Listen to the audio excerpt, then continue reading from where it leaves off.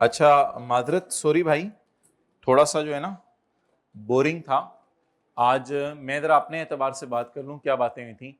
Step 1 में हमने contract के अंदर कोई नई बात नहीं की थी, बस एक वो मोबाइल वाला सवाल किया था सुबह सुबह। फिर स्टेप 2 के अंदर जो था उसमें हमने पीओ की डेफिनेशन पढ़ी थी। उसमें हमने ये चीज़ पढ़ी थी कि अगर सीरीज ऑफ डिस्टिंक्ट चीज़ें आ रही हों तो 1 पीओ है, ये हमने एक पढ़ा है। उसके बाद हमने स्टेप 3 के अंदर क्या था, स्टेप 3 ट्रांजैक्शन प्राइस डिटरमिन करना, उसमें तो हमने 5 बातें पढ़ी थी। Variable, constraining estimates of variable consideration, significant financing component, उसमें हमने सादा सी बात की थी कि एक साल वाले को डिस्काउंट स्टैंडर्ड कहता है प्रैक्टिकली ना किया करें, लेकिन अगर सवाल कह रहा हो, चाह रहा हो या साइलेंट हो तो हमने कहा था सवाल फिर आप कर दें डिस्काउंट। और आज तक अल्लाह का शुक्र है इतना बारीक एरिया आई का हमने कभी टेस्ट नहीं किया। और उसके बाद हमने डिस्काउंट रेट यूज किया था इम्प्लिसिट, अगर ना सॉरी इंक्रीमेंटल बोरिंग अगर ना गिवन हो तो इम्प्लिसिट। और इस स्टेप में और हमने नॉन कैश कंसिडरेशन पढ़ी थी, और वो कंसिडरेशन कोई नहीं, कंसिडरेशन पेएबल टू कस्टमर। फिर उसके बाद डिस्काउंट एलोकेशन में हमने बस एक चीज देखी थी, डिस्काउंट बता दे किस चीज के लिए है तो उसी पे लगाइएगा, बाकियों पे ना लगाइएगा। और एक और चीज हमने पढ़ी थी स्टेप 5 में, हाँ, कि पीओ सेटिस्फाइड ओवर टाइम ही होता है, हमेशा चुप करो, लेकिन at a point in time के चंद इंडिकेटर्स है, लेकिन असूल वही है जो पहले से पढ़ते आ रहे हैं।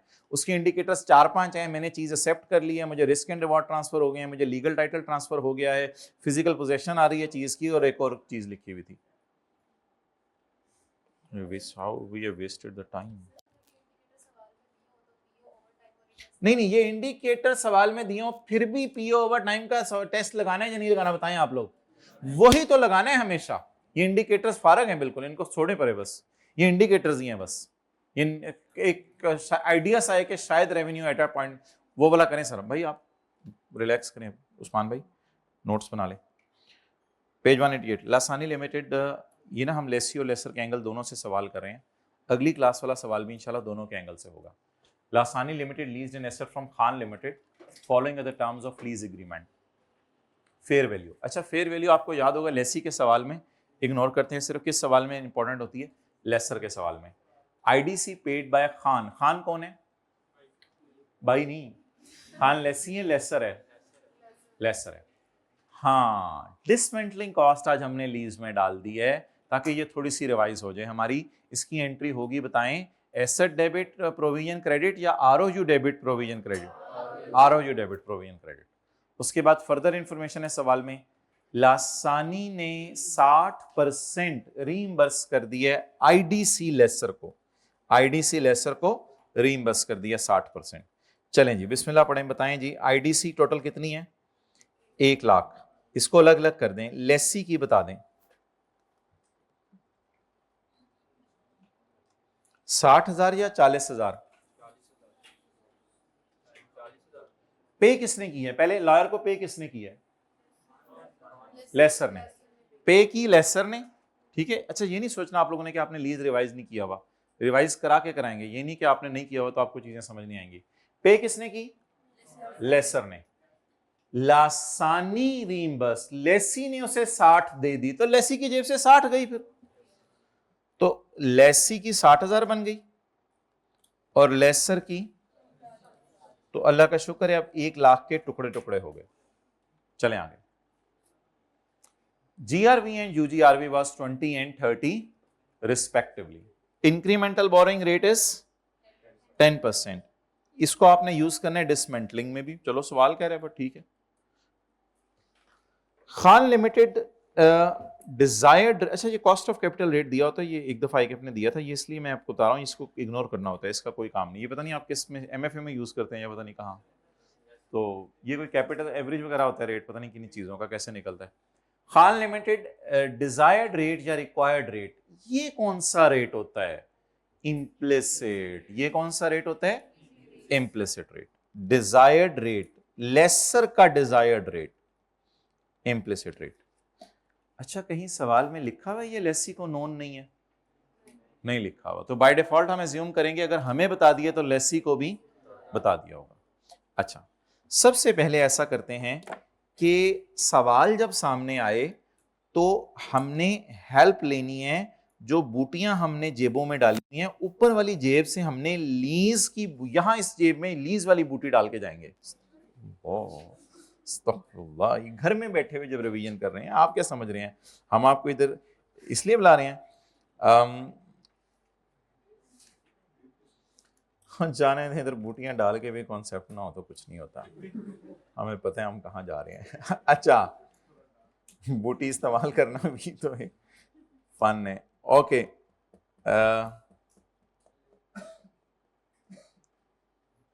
इस सफ़े पर पहले ये डिसाइड करना है कि शॉर्ट टर्म लीज है, लो वैल्यू एसेट है, या नॉर्मल लीज है। तो मोहतरम, शॉर्ट टर्म लीज लेसी के एंगल से शॉर्ट टर्म लीज नहीं है, और एसेट लो वैल्यू भी कहीं नहीं लिखा हुआ, तो बस ठीक है। एसेट का नाम भी नहीं लिखा हुआ, लिखा हुआ है वैसे कहीं नहीं, तो बस लो वैल्यू नहीं है, अल्लाह का शुक्र है, और शॉर्ट टर्म लीज भी नहीं है। तो ये नॉर्मल वाली अकाउंटिंग होगी। नॉर्मल वाली अकाउंटिंग में मैंने स्टार्ट करना है वर्किंग से, LP PV of LP. LP means down payment plus rental plus purchase option की price if it is reasonably certain. और अगर मैंने एसेट वापस कर देना है तो डाउन पेमेंट दूंगा, रेंटल दूंगा, और जीआरवी जो एक्सपेक्टेड टू बी पेड है, जीआरवी जो एक्सपेक्टेड टू बी पेड है। ओके, इसके बाद एसेट की कॉस्ट में क्या क्या जाएगा वो हम एक अलग वर्किंग सवाल में किया करेंगे। एसेट की कॉस्ट में ये जो पीवी निकली है ये जाएगी, और जनरल एंट्रीज में कुछ चीजें बारों बार जाती हैं वो भी एसेट की कॉस्ट में जाएंगी।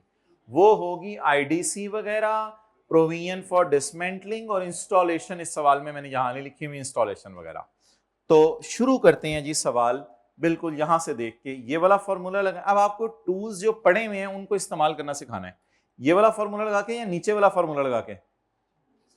नीचे वाला फॉर्मूला लगा के। जब हम नीचे वाला फॉर्मूला लगाने लगे, जीआरवी वाला सवाल है ना, परचेज ऑप्शन वाला सवाल तो नहीं है। जब हम नीचे वाला फॉर्मूला लगाने लगे तो पता चला सवाल में रेंटली मिसिंग है। तो यहां पे हमारे जहन में आएगा we are suppose to do working 0, लेकिन पेपर में आप इसका नाम वर्किंग 1.1 रख दीजिएगा। तो वर्किंग 1.1 जो है, यानी वर्किंग 1 की जगह छोड़ दीजिएगा एलपी और पीवी ऑफ एलपी, और वर्किंग 0 करके जो है उस सवाल को शुरू कीजिएगा। चलें जी, वर्किंग 0, और उसमें एहतियातें। सवाल में लेसी का सॉल्व करने लगा हूं, लेकिन अल्हम्दुलिल्लाह डेटा इसमें लेसर का लेंगे, बिकॉज रेंटल निकालना लेसर का काम होता है। वो तो सवाल वाले ने हमें रेंटल नहीं दिए, फॉर्मूला हमेशा लेसर का ही यूज करेंगे। तो हम ऐसा करते हैं कि 5 लाइनें छोड़ के वर्किंग 1.1 शुरू कर देते हैं दूसरे सफे पे, ताकि पहले सफे पे लेसी का सवाल सॉल्व हो जाए। अच्छा जी, formula for calculating rental, fair value plus IDC of lesser is equal to PV of LP plus PV of UGR। जी, fair value 625, IDC of lessor, या टेस्ट ना लगा लें फाइनेंस या ऑपरेटिंग वाले पहले। मेरे भाई ये तो जब लेसर का सवाल शुरू होगा तब देखेंगे ना, अभी तो किसका सवाल है? लेसी का। लेसर की आईडीसी 1 लाख या 40,000? डाउन पेमेंट बताएं। अच्छा नहीं है, ठीक है। रेंटल को एक्स ले लें इंटू 1 माइनस एडवांस का सवाल है, एरियर का साइलेंट, तो फिर एरियर का कर लें। और ये भी बता दें रेंटल कितने हैं, कहां पर लिखा हुआ है? Lease term 5 years। 1 minus 1 point, एहतियात फॉर्मूले में हमेशा इम्प्लिसिट रेट, इस वर्किंग में हमेशा इम्प्लिसिट रेट, ये वर्किंग 0 नाम इसको देते थे। 1 minus 1 point raise to power minus divided by plus GRV lessor वाली, लेसर जो GRV expected to be paid नहीं, मतलब लेसर जो जीआरवी 20,000 है, UGRV 30,000, GRV 20 into 1.15 raise to power minus 5 plus 30 into 1 point raise to power minus 5। जी, rental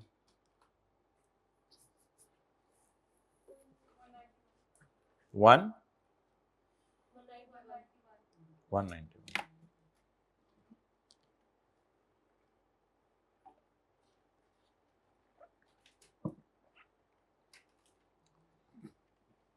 दो तीन एहतियातें हैं, मैं अब किताब खोल के नहीं दिखा रहा, यही लिख लें दो तीन एहतियातें। इस फॉर्मूले ये फॉर्मूला लेसर का है, क्योंकि आईडीसी भी लेसर की उठाई है ना। ये फॉर्मूला लेसर का है, पहली एहतियात। दूसरी, हमेशा इम्प्लिसिट रेट यूज करेंगे।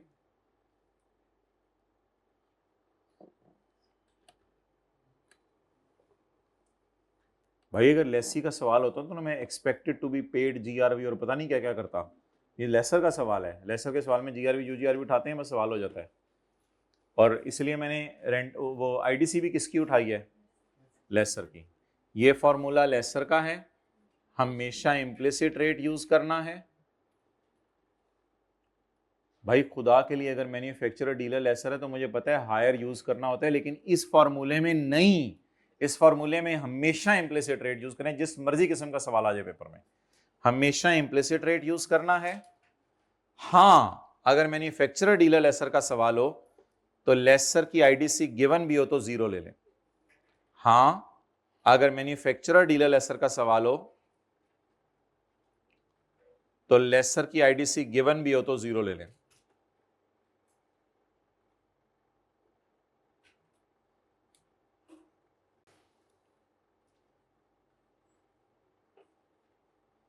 Okay, now it is a tissue paper, इसको फेंक दें। इसका मकसद क्या था, रेंटल निकालना। और भी किसी स्टैंडर्ड में पता नहीं लफ्ज यूज किया हमने, टिश्यू पेपर, इसको कैलकुलेट करके फेंक दें, बाद में से ना देखें, तो भूल ही गया मुझे। अब चलें चलें जी, तो इस सवाल में छोटे से करके ना रेंटल यहां डाल लेते हैं। अब उस वर्किंग को नहीं करना हमने। रेंटल है 191,000 पर मंथ, पर एनम।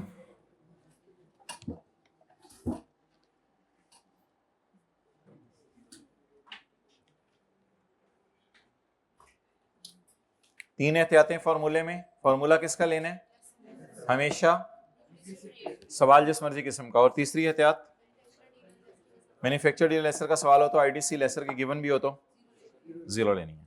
अच्छा,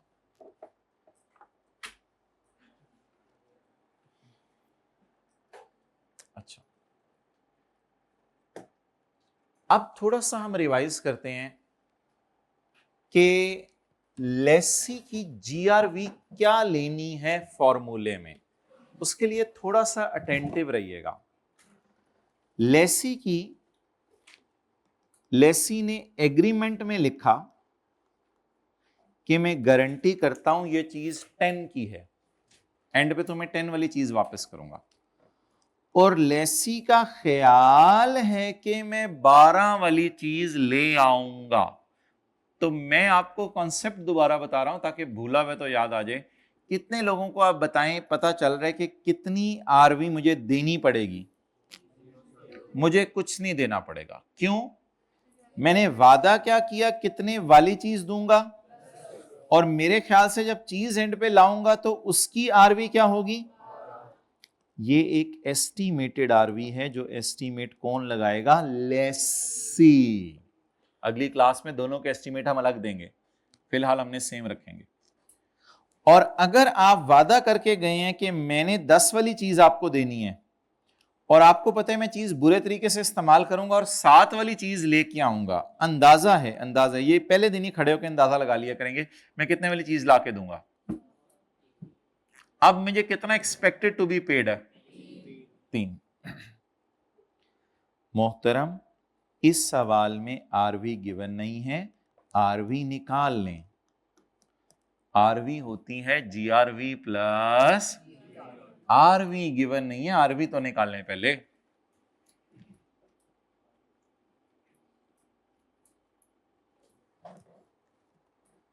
अब आरवी निकालने के बाद आप लोग छोटा सा फॉर लेसी मुझे डिस्कशन करवा दें। फॉर लेसी जीआरवी बता दें एग्रीमेंट वाली, ढूंढे ढूंढे। जीआरवी एग्रीमेंट वाली बता देना। Excellent 20, estimated RV at end, RV, GRV UGRV नहीं, आरवी, एक्सेलेंट 50। आप बताएं, वादा किया है 20 का और चीज दे के जाऊंगा 50 वाली, तो जब भी कभी दोनों की एस्टीमेट ना दिया वो अलग अलग, तो फिर एस्टीमेट दोनों का एक ही होगा। जीआरवी और यूजीआरवी 20 और 30 है, यानी आरवी 50 है। तो अब ये लिखे बाद फॉर्मूले में मुझे बता दें, जो मैं यूज करूंगा, एक्सपेक्टेड टू बी पेड कितनी, 0।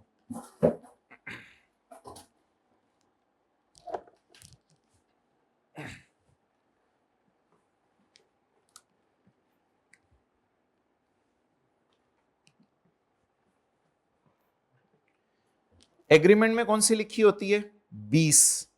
अंदाजा कौन सी होती है, टोटल। इसमें टोटल उसने नहीं दी हुई थी, तो मैंने जीआरवी यूजीआरवी जमा करके टोटल जबरदस्ती खुद ही निकाल ली। अब लेसर का सवाल शुरू करना है। वर्किंग वन, एलपी, बल्कि बड़े हो गए हैं, बस छोड़ें। PV of LP, down payment, rental. अच्छा, सवाल में कहीं लिखा हुआ है कि लेसी को इम्प्लिसिट रेट नहीं पता, तो कोई मसला नहीं, बस rental into 1 minus raise to power minus divided by 0.15 जमा GRV expected to be paid 0।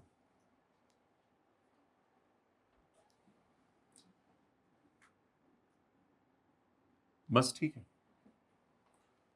चलें करें।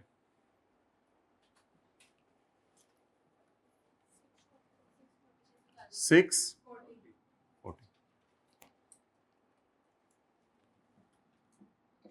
बस ये वर्किंग और 2। अब एक साल का शेड्यूल बना दें और एसेट की कॉस्ट निकाल दें। एक साल का शेड्यूल बना दें और एसेट की कॉस्ट निकाल दें। वर्किंग 3 में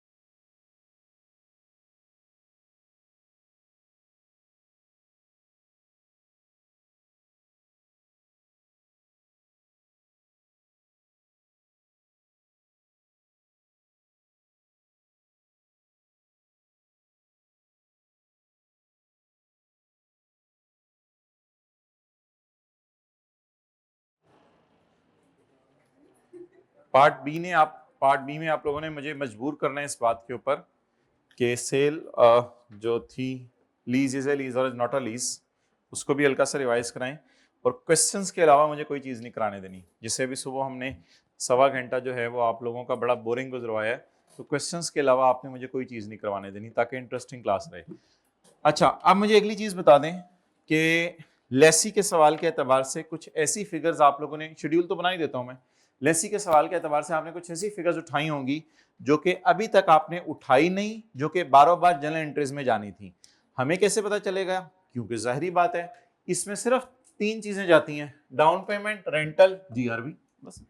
बाकी सारी चीजें बारों बार जर्नल एंट्रीज में जाती हैं। अब मुझे बता दें इसके अलावा कौन सी चीजें, कला मार्कर, इसके अलावा कौन सी चीजें हैं जो बच गई हैं?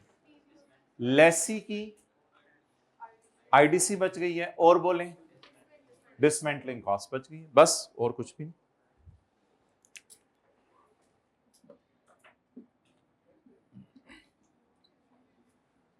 जी बताएं भाई, डेट यकम जनवरी, ईयर 1 बोलें 640, 31/12 ईयर 1,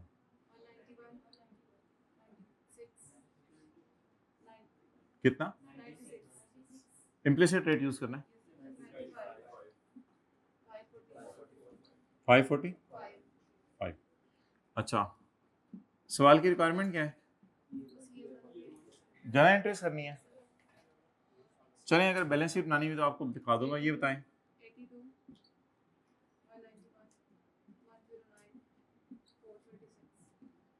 अच्छा ये वर्किंग 3 जो है ना, सवालों में करने की आदत डाल लें बच्चे, ये वर्किंग 3 नहीं कर रहे। वर्किंग 3 है cost of आरओयू, cost of आरओयू।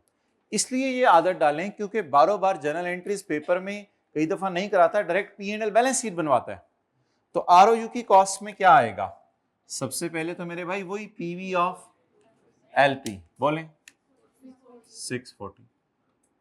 Installation नहीं है, आईडीसी मेरे वाली 60, और पीवी ऑफ डिसमेंटलिंग। मेरे ख्याल से कोई लंबी वर्किंग करने की जरूरत नहीं है डिसमेंटलिंग की तरह। ये पहला साल है, पहले साल में लंबी वर्किंग करने की जरूरत नहीं है।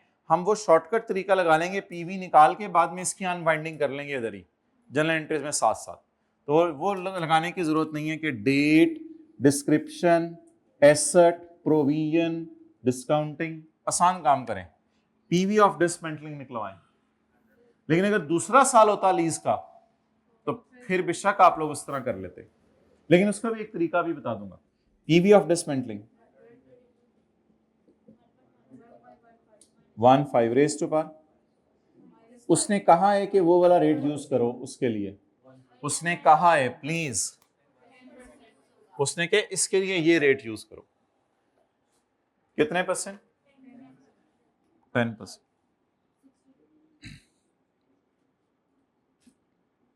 कितने बाद वो डिसमेंटल होने?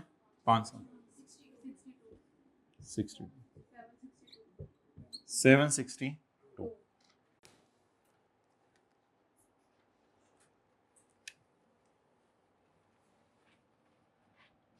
यकम जनवरी ईयर 1 जी।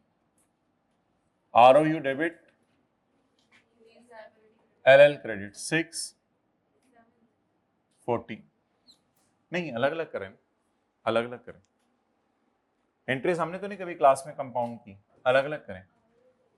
आरओयू डेबिट, एलएल क्रेडिट। अब इसको बारों बार एंट्रीज में लेके जाएं, इन दोनों को बारों बार एंट्रीज में लेके जाएं। Lawyer fees, ROU debit, cash credit. ROU debit, अब IAS 37 ही यूज होगा यहाँ पे, प्रोविजन का लफ्ज आएगा, प्रोविजन फॉर डिसमेंटलिंग। अनसर्टन है ये पेमेंट, पता नहीं कितनी होगी। अभी अंदाजा है कि 5 साल बाद 100 मिलियन देने हैं, मजदूर कुछ और भी मांग सकते हैं जी। 62। 31/12 की एंट्री सोचें जरा, 31/12 ईयर 1। एक तो 2 एंट्रीज होती थी इंटरेस्ट और डेप्रिसिएशन की, वो तो करें। इंटरेस्ट एक्सपेंस डेबिट और वो सॉरी पेमेंट होने लगी ना, इंस्टॉलमेंट पूरी पे हो रही है। कैश क्रेडिट कितना 191, LL 95 और interest expense 96। 31/12 year 1। Depreciation 762 divided by 152।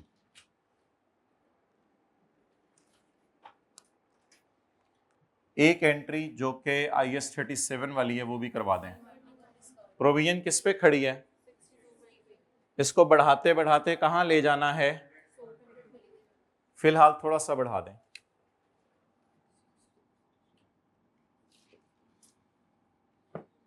Ji, interest expense debit, provision credit.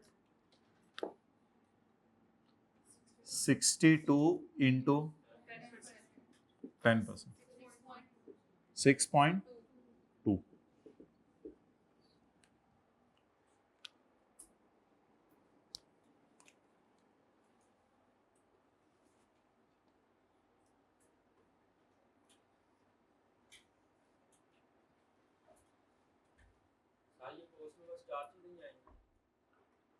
हाँ, इंस्टॉलेशन, डी इंस्टॉलेशन, IDC। एक चीज है जो मैं अगली क्लास में बताऊंगा, वो कई दफा होता है लीज पकड़ने से पहले आप कोई पेमेंट कर दें, उसको मैं याद कराने के लिए कह रहा हूँ रिश्वत, लेकिन वैसे वो रिश्वत नहीं होती। यानी लीज पकड़ने से पहले आप लेसर को पेमेंट कर दें, यार ये लीज मुझे ही देनी है, उसकी भी एंट्री होती है ROU डेबिट कैश क्रेडिट।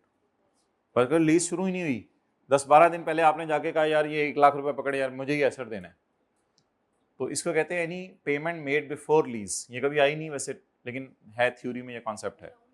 वो डाउन पेमेंट में डाल दें। कई दफा वो रेंटल के साथ वो नहीं, रेंटल काफी लेट शुरू करता है, वो पहली पेमेंट पकड़ लेता है। ये तो मैं कह रहा हूँ, अभी एसेट भी नहीं दिया होता, पेमेंट मांग लेता है, कहता है यार मुझे पैसे दो, कुछ तुम्हारे लिए लीज अरेंज करता हूँ। ओके, अब थोड़ी सी डीकमीशनिंग के ऊपर बात कर लें।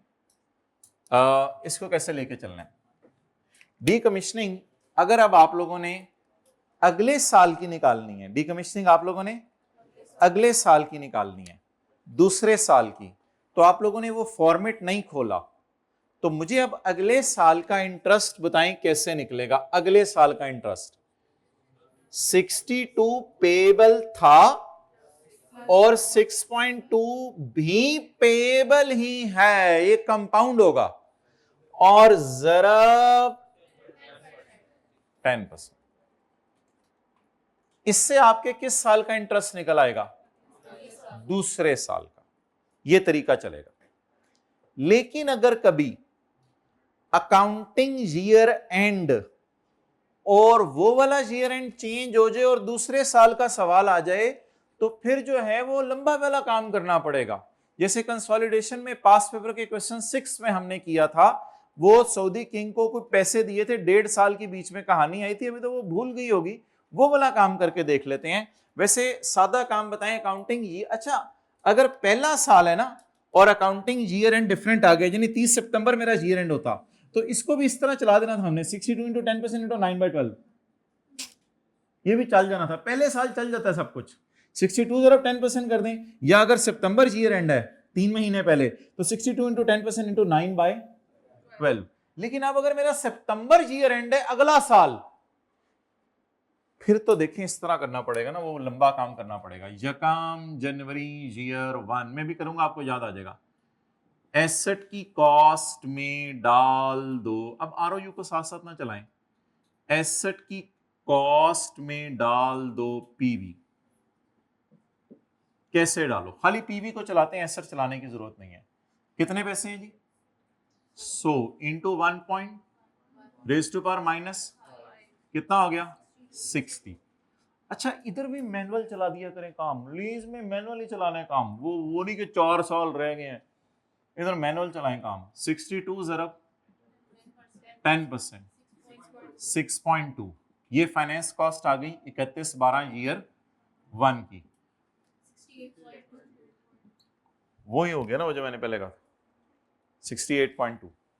मैनुअल चलाएं काम, वो ना करें कि रेज टू पावर -4 वाला, वो IAS 37 में ही किया करें। सऊदी किंग में उसमें मैनुअल चलाया करें काम, क्योंकि आमतौर पे पहले 1-2 साल का सवाल होता है, कुछ चौथे पांचवें साल का सवाल ही नहीं होता। इधर मैनुअल चलाया करें काम। 68.2 इंटू 10%, 6 पॉइंट, ये जो दूसरे साल का इंटरेस्ट आप लोगों ने भी मुझे बताया था 6.8। अच्छा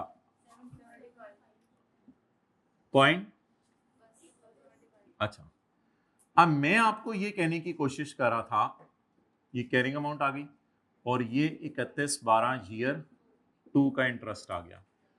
अब मैं ये कहना चाह रहा था कि अगर मेरा 30 सितंबर ईयर एंड है पहले साल का, तो फिर तो इसका 9/12 जाएगा बस। लेकिन अगर मेरा 30 सितंबर ईयर एंड है अगले साल का, तो फिर इसका 3/12 बी जाएगा और उसका 9/12। तो फिर मेरा मशवरा है कि अगर अकाउंटिंग ईयर एंड और वो चेंज हो तो इस कैलकुलेशन को कर लें, और अगर अकाउंटिंग ईयर एंड और वो सेम चल रहा है तो फिर आप ये सादा तरीके पे चलें, 62 इंटू 10 फिर 62 जमा 6.2 इंटू 10, दोनों तरीके एक्सेप्टेबल है। लेकिन एक बात डिसाइड होगी है, सऊदी किंग का सवाल हो या लीज का सवाल हो, ये रेज टू पावर -4 और रेज टू पावर -3 नहीं करना, वो IAS 37 के सवालों में करना है, क्योंकि उसमें सोचना ज्यादा पड़ता है। इधर सोचना नहीं है, टाइम सेव करने पे ज्यादा फोकस होना चाहिए। ओके, अब मुझे बता दें लेसी के P&L में क्या क्या जाएगा। इंटरेस्ट, डेप्रिसिएशन और इंटरेस्ट, और अगर 9 महीने एंड होते तो ये भी 9/12 होता, ये भी 9/12 होता, ये भी 9/12 होता। और दूसरी बात, लेसी की बैलेंस शीट में क्या जाएगा, ROU यहां से पकड़ लेंगे 762 माइनस, तो ये वर्किंग जरूर किया करें पेपर में, -152, और LL में हमारे साल की पेमेंट के नीचे लाइन लग जाएगी, ये चला जाएगा करंट में और ये नॉन करंट में। और एक नई चीज जाएगी, वो जाएगी प्रो, ये नॉन करंट में जाएगी या करंट में, एक्सेलेंट, नॉन करंट में, क्योंकि ये जाएगी 60, सॉरी इधर से ही कर लेना, 62 प्लस 6.2, नॉन करंट में इसलिए जाएगी, कितने साल बाद डिसमेंटल करना है, 5 नहीं, अब तो 4 रहेगी ना माय डियर, अब 4 साल बाद, तो अभी भी 4 साल पड़े हैं। हाँ आखिरी साल अगर इसको करंट में डालने आपकी मर्जी है, लेकिन अभी फिलहाल इसको कहां शो कर दें, नॉन करंट। चलें, बस 1-2 मिनट लगा के फिर आपको फ्री कर रहे हैं, ताकि फिर बाकी काम हम, लेसर का फॉर्मूला, ये किसका सवाल खत्म हो गया, लेसी का। वर्किंग 3 जरा हमने इंट्रोड्यूस कराई है आज, कॉस्ट ऑफ एसेट निकालना जरूर याद रखिएगा। Prepare the journal entries in the books of lessor Khan limited for year 1। अब बच्चे पता है क्या करते हैं, इधर जाके चीजें देखते हैं, भाई इधर जाके चीजें नहीं देखनी, आप लोग बस अपना पुराना फॉर्मूला याद रखें, अगला सफा खोलें, वर्किंग नंबर 4, बेहतर है वर्किंग 4 इसे किया करें, ताकि एग्जामिनर मिक्स ना कर दे वर्किंग 1 2 आपकी, तो क्योंकि सवाल एक चल रहा है ना, वर्किंग का नंबर 4 डालना ज्यादा बेहतर है। GI is equal to LP plus UG, लेकिन इस UGRV को रेड मार्कर से लिखने की जरूरत नहीं है जो हम लिखते थे, क्योंकि वो मैन्युफैक्चर डीलर के लेसर के सवालों में cost minus PV of UGRV करनी होती थी। ये सिंपल सवालों के अंदर इसको रेड मार्कर से लिखने की जरूरत नहीं है, टाइम सेव किया करें बस। LP is equal to down payment plus rental, कितना, इंटू 5 प्लस GRV। ओ ये एग्रीमेंट वाली उठाया करेगा माय डियर, ये एग्रीमेंट वाली उठाया करेगा, एग्रीमेंट वाली GRV, ये एक्सपेक्टेड टू बी पेड नहीं उठाता, और UGRV 30, ये बस उसी तरह उठाएगा। आगे चलें,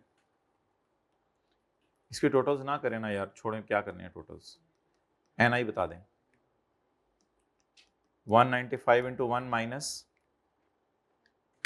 1 point raise to power minus divided by lessor GRV, agreement वाली उठाकर डाल देता है इक्वेशन में, बस एग्रीमेंट वाली GRV, agreement expected to be paid नहीं सोचता, क्योंकि इसने पे नहीं करनी है, एग्रीमेंट वाली GRV डालता है। जमा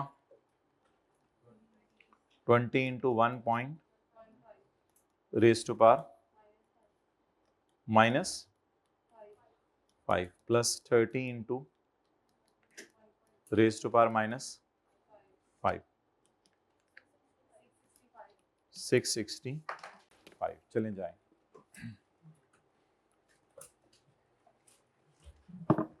दो 20 से पहले ना आइएगा, फिर वो टैक्स वाले बैठे होते हैं, आप भी डिस्टर्ब होते हैं, वो भी डिस्टर्ब होते हैं। आज सारे ही आ जाइएगा, मैं भी आ जाऊंगा इंशाल्लाह।